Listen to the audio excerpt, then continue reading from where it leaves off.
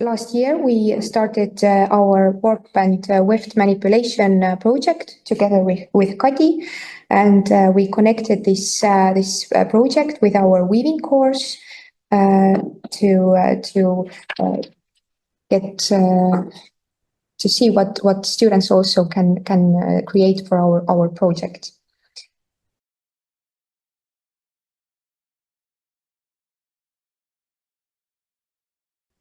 Here I am in 2019 together with one of my fabrics woven as my graduation project. And from that I started my interest in fabric weaving. And now I'm here teaching, and weaving at our school is taught in 3 courses. Weaving rugs for interior, jacquard weaving, and weaving fabrics in connection with body. So we manipulated warp and weft to make fabrics for weaving. Here you can see samples woven by students, which they developed into fabrics that can be worn on body. With RailReed, as you can see, you can change the shape of fabrics while weaving to make the right adjustments without any further cutting or sewing. So for this vest, the student used reedless weaving to create this structure on this fabric, and it was woven as one piece on a loom. The students are always very creative and use reedless weaving technique and stepping reed to achieve such surfaces and shapes.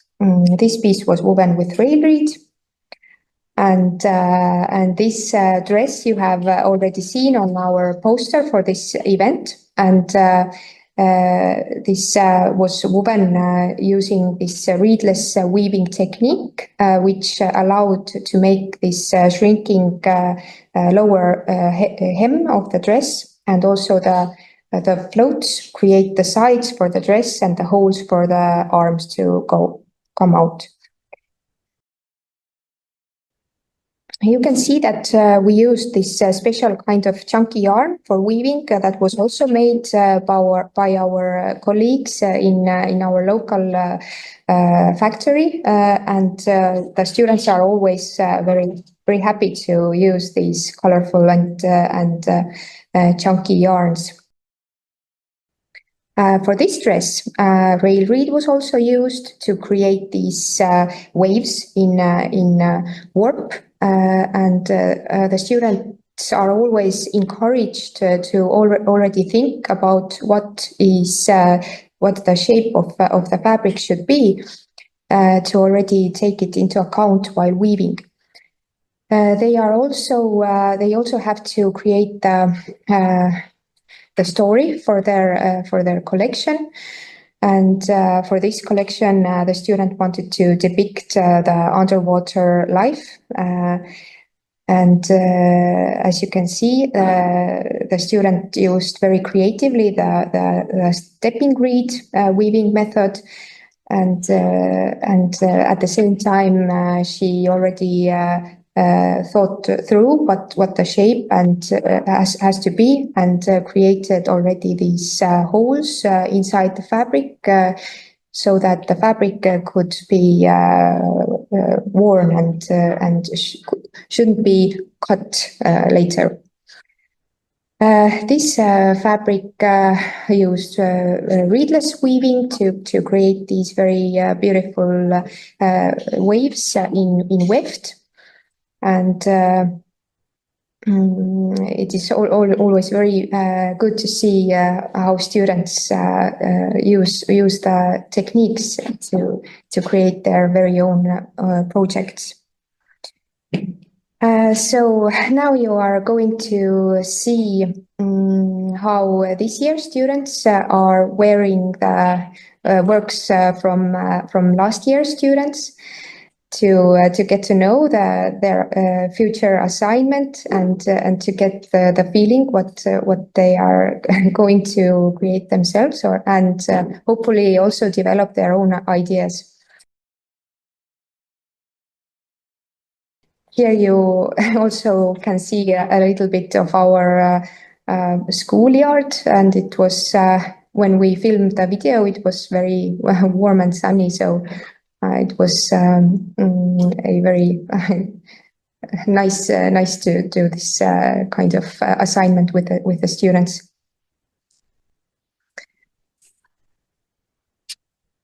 And yeah, as you can see, the fabrics can be worn very easily.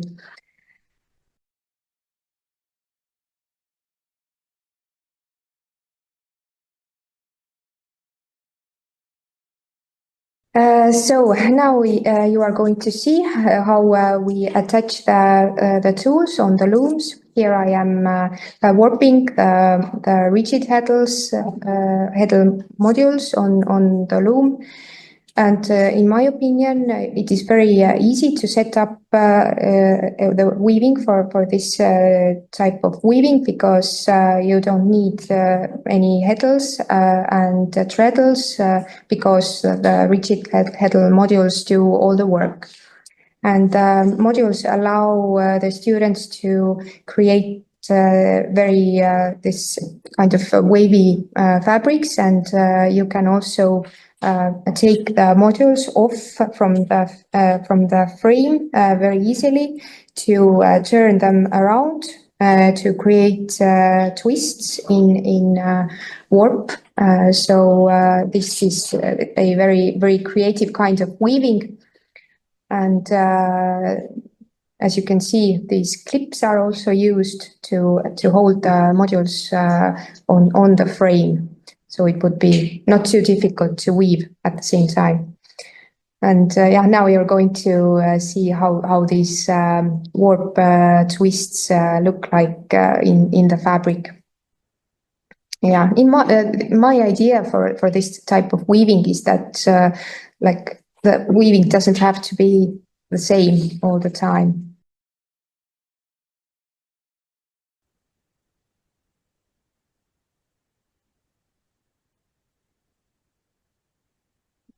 So here is this type of twist, and I think it is good how the students get the feeling that weaving doesn't have to be the same all the time, that they can also do these very creative things on a loom too. And I don't know, I really like when students get the motivation to use looms as their tools in their further development also.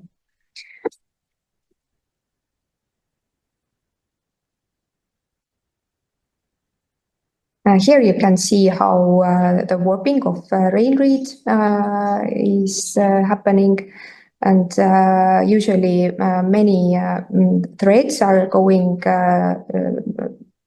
from between the holes of the module to get this a little bit thicker structure for the fabric. And you can see that the RailReed is attached in front of the beater, and you can also see here how the adjusting of the modules is. And when you adjust the modules, then you adjust the density of the fabric, of the threads, and also it creates this wavy surface for the fabric. And yeah, you can also connect, attach the modules. Here you can see the stepping reed technique. It is very simple, and it is right now, I think it is quite popular with the students also, because it is not very difficult to weave with this tool, and at the same time it creates very interesting surfaces for the fabric. And but at the same time, you also have the regular reed in the beater, so it makes weaving a little bit quicker. Here you can see the student working with reedless weaving, and she uses these additional tools to pull the weft threads together. But the idea is that you can adjust the threads in warp by hand, so it is very creative and not how fabrics usually look like. So this is all from me, and thank you.